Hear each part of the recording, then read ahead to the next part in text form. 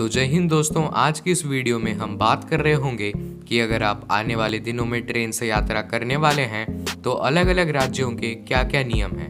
मतलब आपको किन किन राज्यों में RT-PCR की नेगेटिव रिपोर्ट दिखानी होगी और किन किन राज्यों में कोविड वैक्सीनेशन सर्टिफिकेट से ही काम चल जाएगा। तो दोस्तों सबसे पहले बात करते हैं दिल्ली की। अगर आप किसी राज्य से दिल्ली आ रहे हैं तो आपको किसी भी प्रकार की जांच रिपोर्ट नहीं दिखानी होगी। मतलब ना ही आपको RT-PCR रिपोर्ट दिखानी होगी, ना ही स्टेशन पर आपकी जांच होगी और ना ही आपको क्वारंटाइन किया जाएगा। हाँ दोस्तों, अगर आप दिल्ली से किसी और राज्य के लिए यात्रा कर रहे हैं तो हो सकता है आपसे रिपोर्ट मांग ली जाए, लेकिन दिल्ली आने पर कोई रिपोर्ट नहीं मांगी जाएगी। दोस्तों अगर बात करें महाराष्ट्र की, तो महाराष्ट्र में आप सिर्फ वैक्सीनेशन सर्टिफिकेट दिखाकर ही ट्रेन में यात्रा कर सकते हैं। लेकिन दोस्तों आपको दोनों डोज लगी होनी चाहिए और दूसरी डोज सिर्फ 15 दिन पहले ही लगी होनी चाहिए। अगर आपके पास वैक्सीनेशन सर्टिफिकेट नहीं है तो आपको 72 घंटे पुरानी RT-PCR की नेगेटिव रिपोर्ट दिखानी पड़ेगी। बात की जाए बिहार की, तो अगर आप किसी और राज्य से बिहार तक ट्रेन से यात्रा कर रहे हैं तो आपको किसी भी प्रकार की कोरोना रिपोर्ट नहीं दिखानी होगी, ना ही आपकी स्टेशन पर कोई जांच होगी और ना ही आपको क्वारंटाइन किया जाएगा। बिहार के कोविड नियमों को पूरी तरह परिवर्तित कर दिया गया है। अगर आप राजस्थान में ट्रेन से यात्रा करते हैं तो आपको वैक्सीनेशन सर्टिफिकेट दिखानी होगी, चाहे वो फर्स्ट डोज हो या सेकेंड डोज।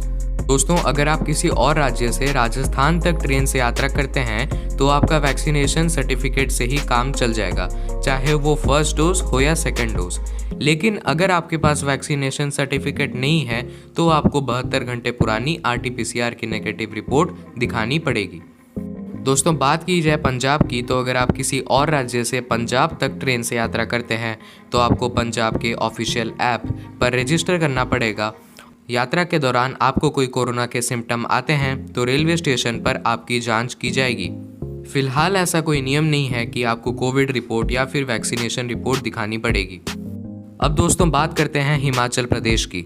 हिमाचल प्रदेश में भी सेम नियम लागू है। अगर आप किसी और राज्य से हिमाचल प्रदेश तक ट्रेन से यात्रा करते हैं तो आपको वैक्सीनेशन सर्टिफिकेट दिखानी होगी, चाहे वो फर्स्ट डोज की हो या फिर सेकेंड डोज।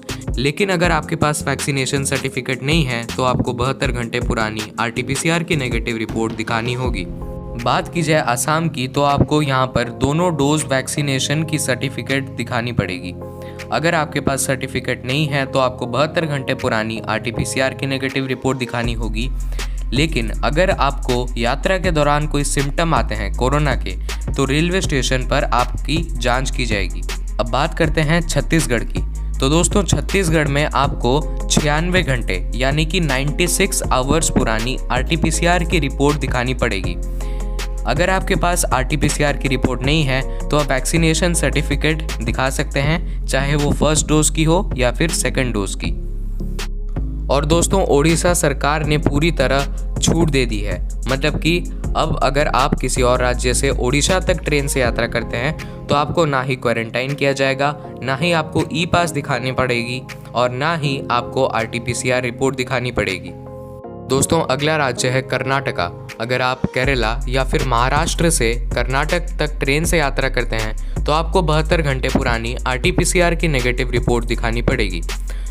ये नियम उन लोगों पर भी लागू है जिन्होंने वैक्सीन की दोनों डोज ले चुकी है। अब बात करते हैं केरला की। अगर आप किसी और राज्य से केरला तक ट्रेन से यात्रा करते हैं तो आपको 72 घंटे पुरानी RT-PCR की नेगेटिव रिपोर्ट दिखानी होगी।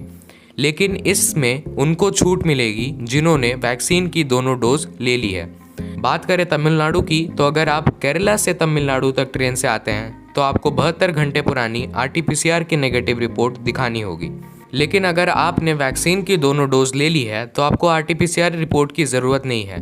लेकिन दोस्तों वैक्सीन की दूसरी डोज सिर्फ 14 दिन पहले ही ली होनी चाहिए। बात की जाए नागालैंड की, तो नागालैंड में भी अगर आप ट्रेन से यात्रा करते हैं तो आपको वैक्सीनेशन सर्टिफिकेट दिखानी होगी और वो दोनों डोज की होनी चाहिए और दूसरी डोज 15 दिन पहले ली होनी चाहिए। आशा करता हूँ आपको सभी राज्यों के कोरोना गाइडलाइंस के बारे में पता चल गया होगा अगर आप ट्रेन से यात्रा करने वाले हैं। इस वीडियो को ज़्यादा से ज़्यादा लोगों के पास शेयर करें ताकि उन्हें किसी प्रकार की परेशानी ना हो। ऐसे ही इंडियन रेलवेज के हर एक रेगुलर अपडेट के लिए चैनल को सब्सक्राइब करके बेल आइकन ज़रूर से प्रेस कर दें। मिलेंगे बहुत जल्द ही नेक्स्ट अपडेट के साथ। तब तक के लिए जय हिंद, जय Bharat and thanks for watching.